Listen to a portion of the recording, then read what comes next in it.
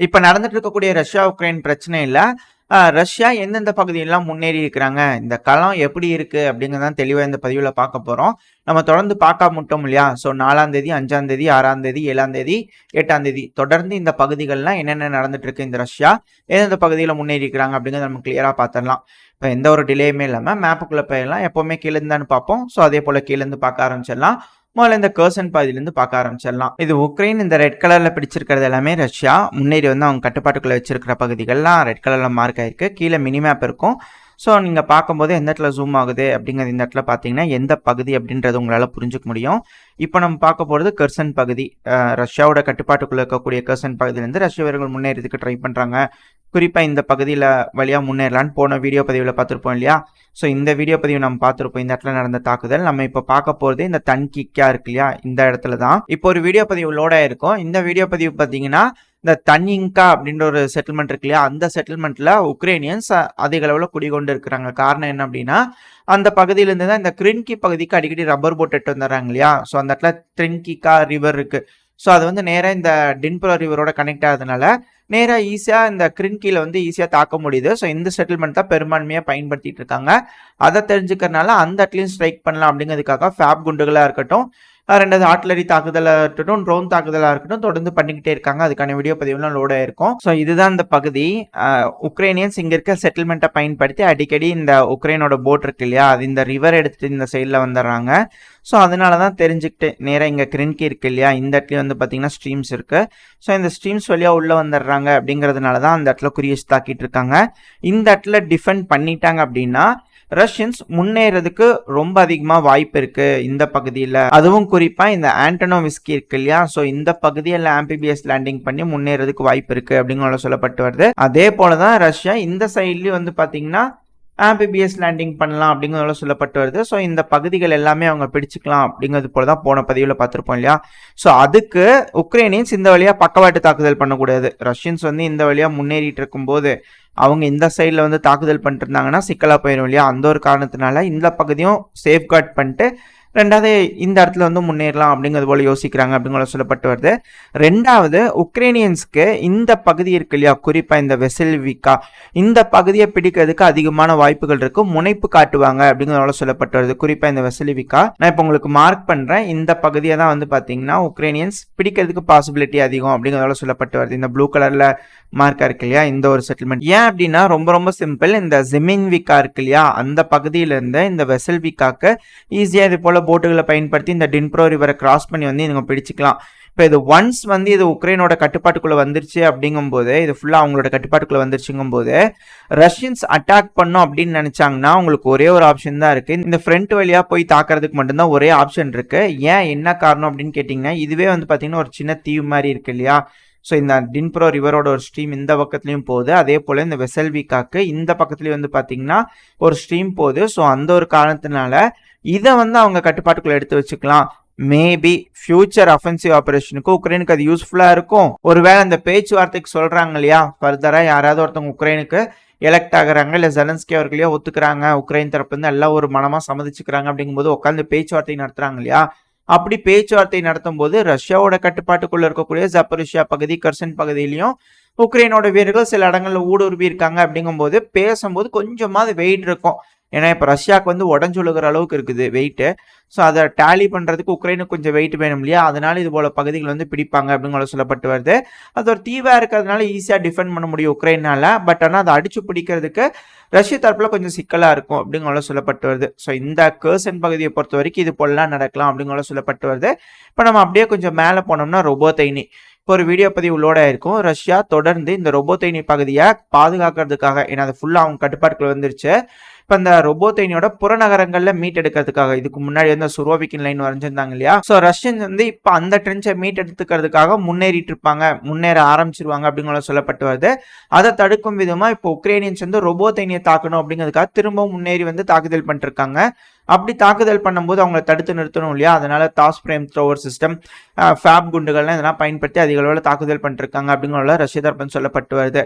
இப்போ நம்ம மேப்ல பார்க்கும்போது உங்களுக்கு தெரியும் அந்த சுரோவிக்கின் லைன் எந்த அளவுக்கு இருந்துச்சு, எந்த அளவுக்கு பின்வாங்கி இருக்கிறாங்க ரஷ்யன்ஸ், இப்போ முன்னேறி வந்து எந்த அளவுக்கு முன்னேற முடியும் அப்படிங்கிறது தெரியும். இப்போ நம்ம மேப்ல பார்க்கலாம். இது கர்சன் அப்படியே பார்த்துருந்தோம் இல்லையா, அப்படியே கொஞ்சம் மேலே வந்தோம்னா ஜப்ரோசியால இருக்கக்கூடிய ஒரு செட்டில்மெண்ட் தான் ரொபோத்தைனி. கீழே வந்து பார்த்தீங்கன்னா மினிமேப்லோட இருக்கும் இந்த இடத்துல எந்த பகுதி அப்படின்றது உங்களுக்கு தெரியும்.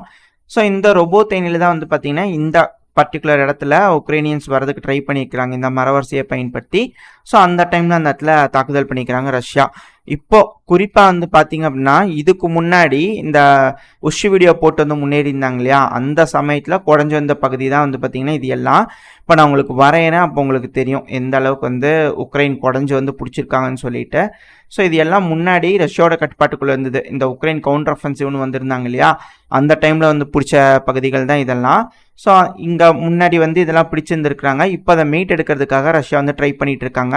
அப்படி தான் இந்த பகுதியை வந்து பார்த்தீங்கன்னா கொஞ்சம் கொஞ்சமாக முன்னேறிட்டு இருக்காங்க, குறிப்பாக இந்த பகுதி. ஸோ இந்த ரொபோத்தைனியோட புறநகரங்கள்ல இருந்தும் இந்த வெர்போவோட புறநகரங்கள் இருந்தும் ரஷ்ய வீரர்கள் வந்து முன்னேறதுக்கு ட்ரை பண்ணிட்டு இருக்கிறாங்க. ஸோ அந்த ஒரு டைமில் தான் வந்து பார்த்தீங்கன்னா 3ஆம் தேதி சில பகுதிகளை ரஷ்ய வீரர்கள் பிடிச்சிட்டாங்க அப்படிங்கிற சொல்லப்பட்டு வந்தது. ஸோ இங்கே இருக்கக்கூடிய ட்ரென்ச்சஸ் இருக்கு இல்லையா, இந்த எல்லோ கலர் எல்லாமே ட்ரென்ச் தான். ஸோ இது வந்து திரும்ப மீட் எடுத்துட்டாங்க ரஷ்யா அப்படின்னாங்க. அடுத்தது 4ஆம் தேதி வந்து பார்த்தீங்கன்னா திரும்ப கீழேருந்து வந்து பார்த்தீங்கன்னா ஒரு அட்டாக் பண்ணி சில பகுதியில் மீட் எடுத்துருக்காங்க. ஸோ இந்த ஏரியாவில் தொடர்ந்து முன்னேறிட்டு இருக்காங்க. அது கூடவே இந்த பகுதியில் பார்த்தீங்கன்னாலும் 7ஆம் தேதி இந்த இடத்துல உங்களுக்கு தெரிஞ்சிருக்கும் சில பகுதிகள் ரஷ்ய வீரர்கள் முன்னேறி வந்து சில பகுதிகளை பிடிச்சிருக்காங்க அப்படிங்கிற சொல்லப்பட்டு வருது. ஸோ இது ரொபோத்தைனி ஃப்ராண்டை பொறுத்த வரைக்கும் எல்லா இடங்கள்லேருந்து தாக்குதல் பண்ணிருக்காங்க. ஒரு டைம் வந்து பார்த்தீங்கன்னா ரொபோத்தைனியோட கிழக்கு பகுதியிலேருந்து தாக்குதல் பண்ணுறாங்க. இன்னொரு டைமில் வந்து பார்த்தீங்கன்னா ரொபோத்தைனியோட தெற்கு பகுதியிலேருந்து முன்னேறி போய் தாக்குதல் பண்ணுறாங்க. இன்னொரு சில டைம் வெர்போவோட புறநகரத்துலேருந்து மேற்கு நோக்கி வந்து தாக்குதல் பண்ணுறாங்க. இன்னும் சில நேரங்களில் இந்த நொவோ பக்ராஃப்கா இருக்கு இல்லையா, அதுலேருந்து தாக்குதல் பண்ணிருக்காங்க மேற்கு நோக்கி. ஸோ இது போல் தொடர்ந்து எல்லா டைரக்ஷன்லேருந்து தாக்குதல் பண்ணிருக்காங்க. இதனால என்ன ஒரு பெனிஃபிட் கிடைக்கும் ரஷ்யாவுக்கு அப்படின்னா, எந்தெந்த பகுதியிலாம் அதிகமான வீரர்கள் இருக்காங்க, எந்தெந்த பகுதியெல்லாம் கம்மியான வீரர்கள் இருக்காங்க அப்படிங்கிறத டெஸ்ட் பண்ணுறதுக்கு ரஷ்யாவுக்கு ஈஸியாக ஒரு சான்ஸ் கிடைக்கும். ஸோ ஒரு வேளை கம்மியாக இருக்கிறாங்கன்னா அதை பயன்படுத்தி ரஷ்ய வீரர்கள் சில இடங்களில் முன்னேறி வந்து பக்கவாட்டு தாக்குதல் பண்ணுறதுக்கு சுலபமாக இருக்கும். அந்த ஒரு காரணத்தினால பல இடங்களையும் பிரிஞ்சு தாக்குதல் பண்ணிருக்காங்க. இப்போ உங்களுக்கு இந்த இடத்துல வந்து பார்த்தீங்கன்னா ஒரு கேள்வி வந்திருக்கும், அப்படி எத்தனை கிலோமீட்டரில் வந்து பார்த்தீங்கன்னா வீரர்கள் இருப்பாங்க, ஏன்னா பெரிய ஃப்ரண்ட் லைனாக இருக்குது இல்லையா.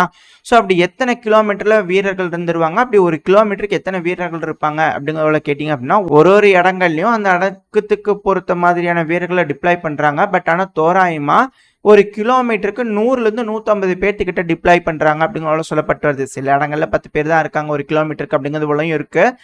ஏன் இந்த வேரியேஷன் அப்படின்னா அந்த பகுதியில் பெருமளவில் எந்த ஒரு எஸ்கலேஷன் நடந்திருக்காது. ஸோ அந்த ஒரு காரணத்தினால சில இடங்களில் கம்மியான வீரர்களும் சில இடங்களில் அதிகமான வீரர்களும் இருக்கிறதா சொல்லப்பட்டு வருது. இது பலருக்கும் தெரிஞ்சிருக்கும், சிலருக்கு தெரியாது இல்லையா, அதனால கம்பேரிசனுக்காக நான் சொல்ல வரேன்.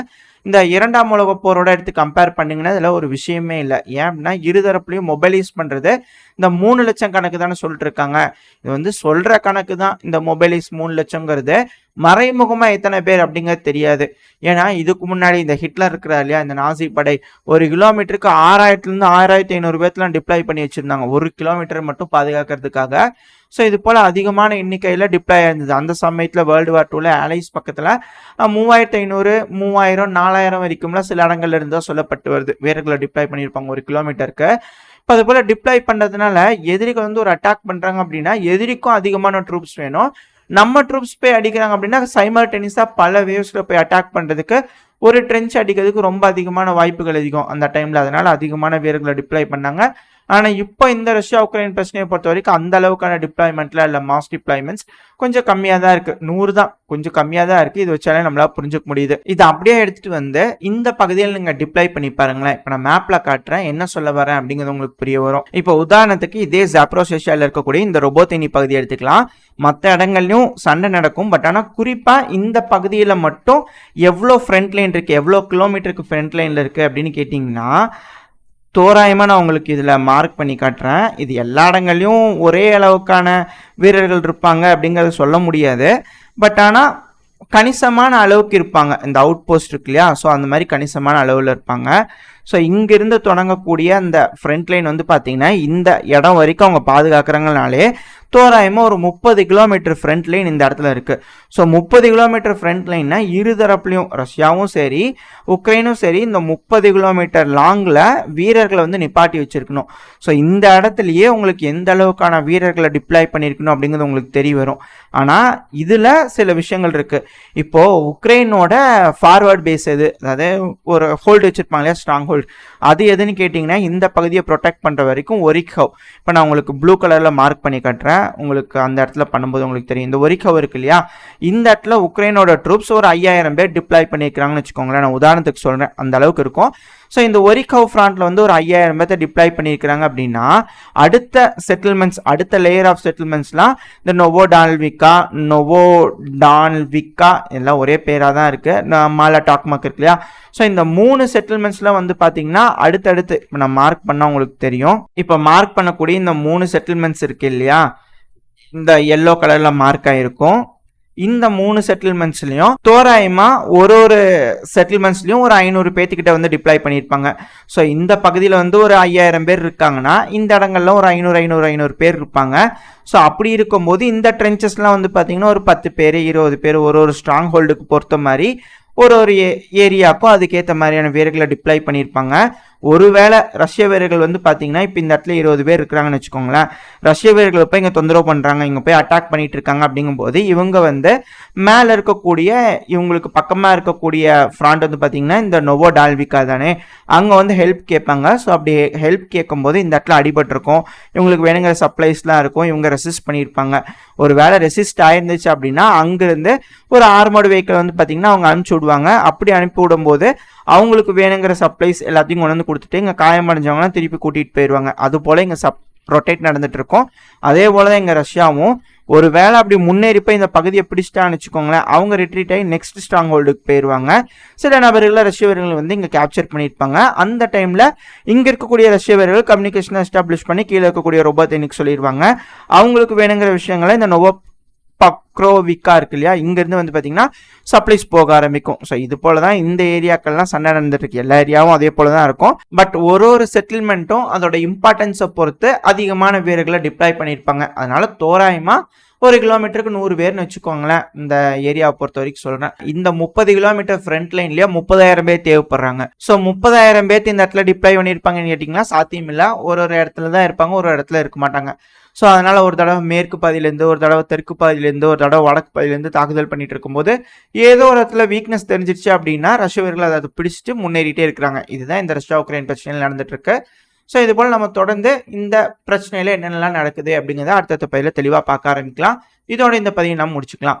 இந்த பதிவு எப்படி இருந்துச்சு, உங்களுக்கு பிடிச்சுன்னா லைக் பண்ணிட்டு உங்கள் ஃப்ரெண்ட்ஸ் அண்ட் ஃபேமிலியோட ஷேர் பண்ணிக்கோங்க. அது கூடவே மறக்காம இந்த பதிவை பற்றின உங்களோட கருத்துக்களை கமெண்ட் செக்ஷனில் சொல்லுங்க. இந்த பதிவு நல்லா இருக்குன்ற நம்பிக்கையில் அடுத்த பதிவில் உங்களை சந்திக்கிறேன். அது வரைக்கும் ஸ்டே சேஃப். By by.